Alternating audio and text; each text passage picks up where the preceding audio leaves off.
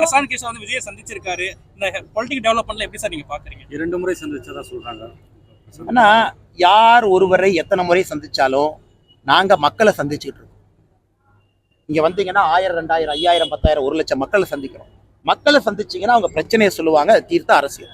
நாங்க ஏசி ரூம்ல உட்காந்துக்கிட்டு பொலிட்டிக்கல் ஸ்ட்ராட்டஜிஸ்ட கூப்பிட்டு பக்கத்துல உட்கார வச்சுக்கிட்டு அவங்க சொல்ற ஐடியா கீழே வந்து மக்களை கேட்கும்போது எதுக்கு ஸ்ட்ராட்டஜிஸ்ட் வேணுங்கன்னா, சாதாரணமா யாத்திரை போங்க, எண் மக்கள் போங்க, பாருங்க, காவடி எடுங்க, மக்களை சந்திங்க, ரோட்ல தெருவுல நில்லுங்க.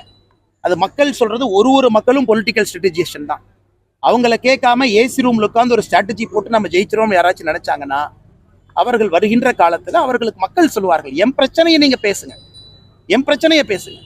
என் பிரச்சனை இல்லாம எங்கேயோ இருக்கக்கூடிய ஒருவர் வந்து அவர் 4 பேர்த்த கிரவுண்ட்ல வேலை பார்க்குற 4 பேர்த்த பிடிச்சி அவங்க 4 பேர்த்திட்ட போய் சர்வே எடுக்கிற பசங்க எல்லாம் யாரு? மாச சம்பளத்துக்கு வேலை பார்க்குற பசங்க. அவங்களுக்கு பசியோட அருமை தெரியுமாங்கன்னு? ஒரு ஏழை மக்களுடைய பிரச்சனை தெரியுமா? அந்த மாதிரி நிறுவனம் திமுக பெண் நிறுவனம் நடத்துறாங்க, 2000 பேர் வேலை பார்க்குறாங்க.